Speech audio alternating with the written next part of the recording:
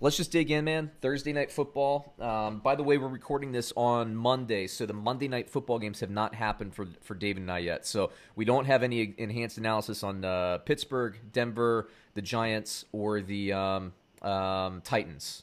Did I get all of them? I think I did. Yeah, so we'll mention that when we get in. But Thursday night football, Cincinnati Bengals, Cleveland Browns, a battle of the cream of the crop of the AFC North. Just kidding there. But, two teams 0-1. Tough loss for the Bengals. Got kind of, in my mind, a little bit of a chintzy pass interference push-off call. That's a 50-50 call. I think in most situations at the end of the game, that's a tough one. But it is what it is. Cleveland got dominated by Baltimore. Is that because Cleveland's bad? I don't think it's all that. Baltimore is just so damn good, and they came out firing. We'll talk about Baltimore when it comes to that. But what do you think Thursday Night Football, man, this matchup? Oh, sorry, I always go through to the projections, and then I throw it over to you, Dave. I'm telling you, man, I already had one cup of coffee. I need my second. Let me dig into projections, then we'll throw it over to David. For Cincinnati, I actually have Burrow at a 20, which is actually a pretty good projection for him. I knew he was going to struggle last week against the Chargers, but it is what it is. I think he'll use his legs a little bit more. I don't like Mixon this week. I don't really love the receivers, although I'm a little bit higher on A.J. Green than I was last week based on target distribution. And I have a good projection at tight end from Cincinnati. Me personally, I'm ignoring that, and I'm sitting tight end for Cincinnati. For Cleveland, Baker Mayfield I have is a sit. Chubb I have as a start. Hunt at this point I think you have to have as a start. And then wide receiver, I want Beckham to prove it to me at this point. I have him on a roster or two. I'm sitting him until he proves it to me on the field. And then tight end, I'm going to stay away. It's a little murky with Hooper and Njoku.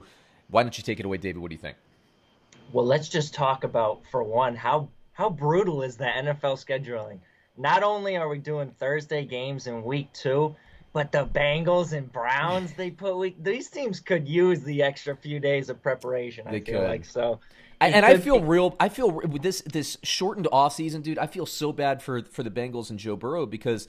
Look, man, I'm big on, especially in my professional life, I'm big on position, putting people in a position to succeed. And Joe Burrow against a tough Chargers defense, week 1, his first look and glimpse at NFL game speed. And you could see, he was just I don't want to say he shook, but he was adjusting for the first, 3 quarters of the game. Finally got it going at the end of the game. That's tough. That's tough for anybody, especially a rookie quarterback. And Cincinnati does have talent. I think the thing about Joe Burrow, though, is you got to take away the positives from this game, this first game, too, because when he did settle in, he brought them down the field at the end of the game, put them in position to kick a game-tying field goal. It's not his fault, this kicker, whatever happened to him, but he got hurt on that last field goal attempt. That was sad to watch. My gosh. That was a pretty Bengals move right there to see that happen. But you're right, man. He was put in a tough position. But I think not just driving down the field, he looked good on that scramble to me. So that says to me that he's going to be able to move around in and out of the pocket a little bit.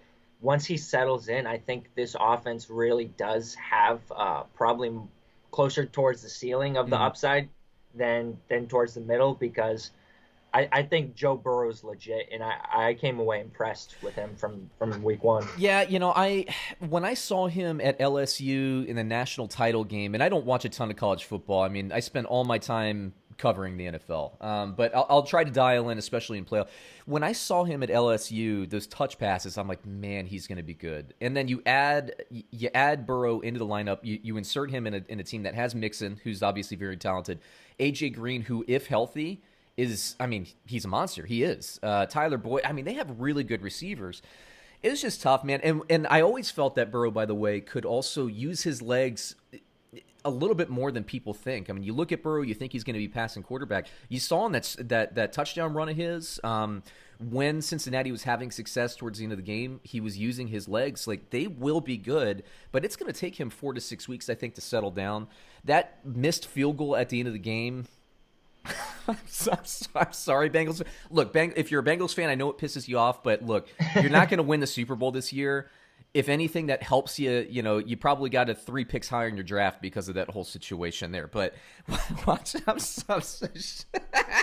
sorry, Bengals fan. I'm not delighting in your misery here. But watching that kicker walk off the field, the first thing I thought is, what a physical specimen that guy is.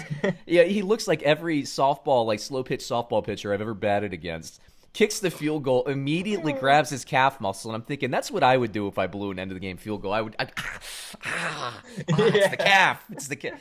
Anyway, sorry, Bengals fans, but seriously, it helps your draft position, so just take it.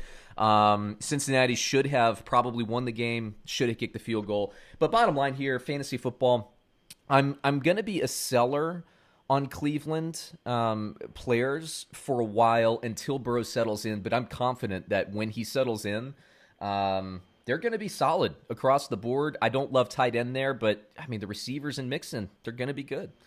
And let's talk about that too for one, please. if I can jump in, because there's definitely some concern for Joe Mixon after that week 1 finish.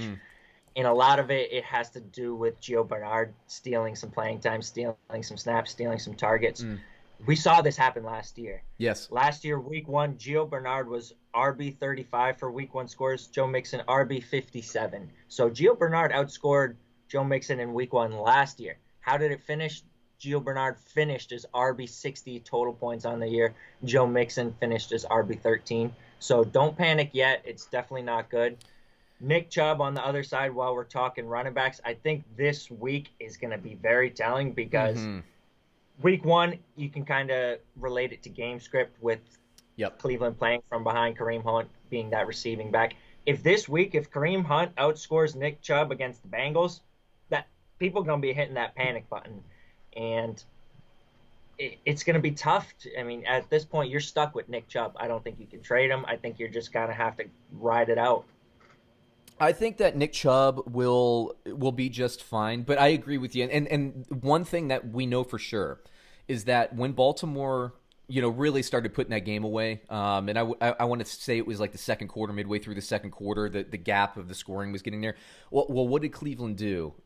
They started putting in Kareem Hunt. Now, they played some 2 back. We saw Chubb split out and all that. But my question is, well, first of all, what we can take away from it as fantasy football players is games where Cleveland's going to be behind or having to pass to catch up. They have 1 more against Baltimore. They have 2 against Pittsburgh. Right off the bat within the division. That's 3 games this year that you can expect at least a 50-50, touch ratio from the 2. I do think that Chubb, when they're playing from ahead, is the back there, but I think it could waffle there. So I agree with you. Week 2 is going to be very telling because I think this is a game that, again, because Burrow, he's still acclimating to the NFL. And I don't think Cleveland played super poorly. I think that they should be favored. They are favored this week. I think Cleveland should be playing from ahead. I want to see Chubb with like 2 rushing touchdowns. I didn't see it. And then Baker Mayfield, he missed some receivers that were open. I didn't think the play calling was exceptionally bad. But we can also look in, everybody's talking about Hooper. Hooper's going to be tight end 1. Cleveland's playing 2 tight ends. Njoku got the matchup this week. They were going 3 tight end on the goal line quite a bit. There's another tight end there. I think a rookie tight end there. That Harrison Bryant. Yep.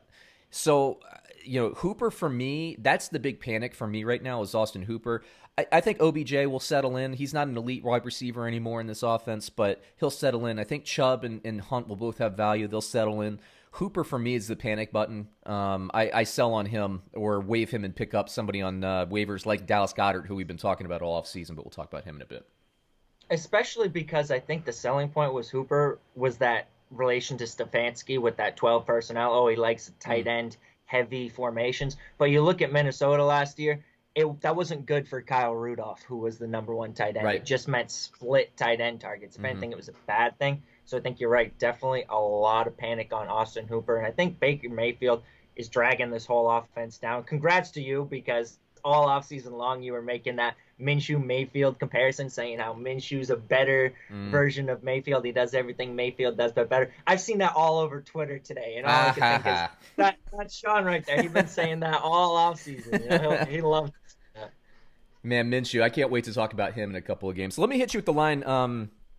We're actually sitting even last week. I mean, for me, week one's always a moving target, man. But we both are over 50%, which isn't great, but it's not bad. But we also, by the way, have, I think, pretty strong picks. We both agree on Monday Night Football. But anyway, Cincinnati, Cleveland. Cincinnati's getting 6. So it's Cincy plus 6 at Cleveland this week. What's your pick? I take Cincinnati. I don't think Cleveland's that good. I think they're still settling in as a team. I think it's going to be a short week, so I'm not expecting either team to go crazy. I'll take the close game here. I think that 6 is a lot of points. I want to take Cincinnati because, the defense played strong. Credit them for playing the Chargers strong. I also think that the Chargers really whiffed in their game plan. We'll talk about that when we get to the Chargers. But Cincinnati's defense is good. We've been talking about them all season. I know Cincinnati Bengals fans think we're throwing hate on Cincinnati. They're just a team that's still growing. But, they're healthier. They looked much improved from last season.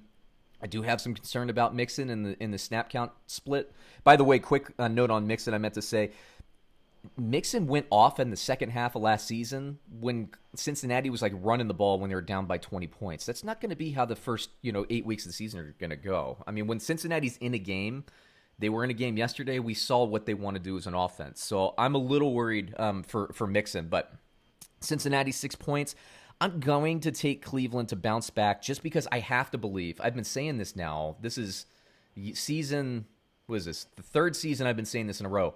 Give the ball to Nick Chubb.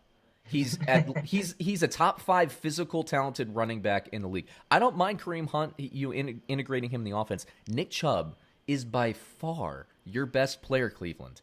Why are you taking him off the field? Why are you not running the offense through him? It's blowing my mind. Now, Baltimore, they fell behind with Baltimore. That is what that is. I got to think that Stefanski will get that through his head early in the season. So I think Cleveland will be able to run the ball against Cincinnati with success just because of how good Nick Chubb is. So I'm going to take Cleveland to cover. I don't feel good about it at all. And I'm staying away from it in betting, but that's who I take. That was good, man. That was 10 minutes on Thursday Night Football. Yeah, on the Browns and Bengals. On the Browns, hey man, but there's a lot of juicy storylines in that game from fantasy football, man. With what we saw last week. Hopefully, every game doesn't take 10 minutes, but it is what it is. We'll spend the time where we need to.